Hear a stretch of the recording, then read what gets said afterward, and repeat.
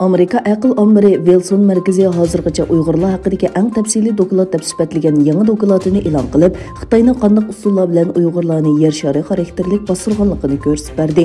25 aprel Amerika aqli ombiri Wilson markazi Nexon Xitoy Amerika tadqiqot o'rni tor orqali axborot e'lon qilib, Polat Sadichin Xitoyning Uyg'urlarni yer shari xarakterlik bostirish harakati sarlavhiylik dokladini rasmiy e'lon qildi.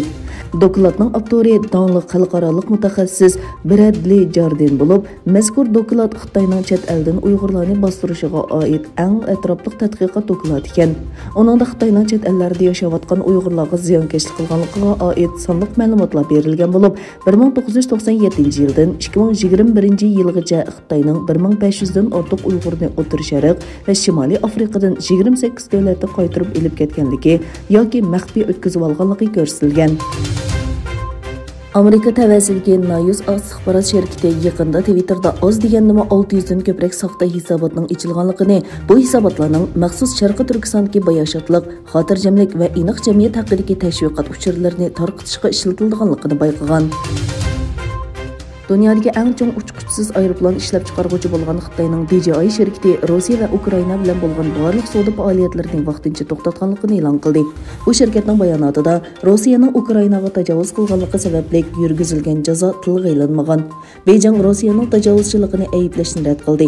Ammo bir mezgildan buyon Xitoy shirkatlari jazoning ta'siri qanday bir taraf qilish to'g'risida sukut qildi.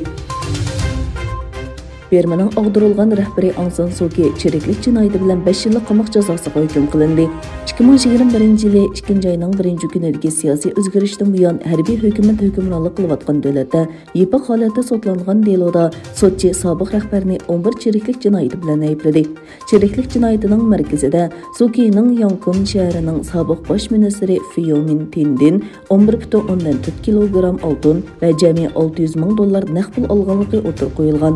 Suu Kyi bu talablarni bema'ni deb inkor qilgan.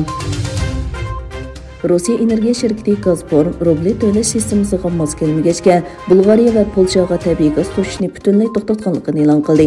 Gazpromning yozma bayonotida 4-oyning 26-kuniga qadar Bulgariya va Polsha tabiiy gaz shirkatlarining 4-oydagi mol avatish uchun rublida hech qanday pul to'lamaganligi o'tirib qo'yilgan. Xitoy harbiy doiralari 27 aprelda Amerika urush paraxotlarining Tayvan bo'g'ozidan kesib o'tganligini, mazkur rayonning tinchligi va muqimligi uchun ziyonli harakat deb ayblagan. Egallanishicha, Amerika dengiz armiyasining Samsun yadro o'q bishiliq qo'g'lag'uvchi paraxoti 26 aprel kuni qarallik dengiz safari uchun xalqaro dengiz yo'li qonunlariga uyg'un holda Tayvan bo'g'ozidan o'tgan. O'zbekiston Davlat Statistika Komiteti 2022-yil 1-fasldagi eshish sonliq ma'lumotlarini e'lon qildi. Buningga asosan O'zbekistonning ichki ishlab chiqarish umumiy qiymati oldingi yilning o'xshash mezgiliga solishtirganda 5,8 oshdi.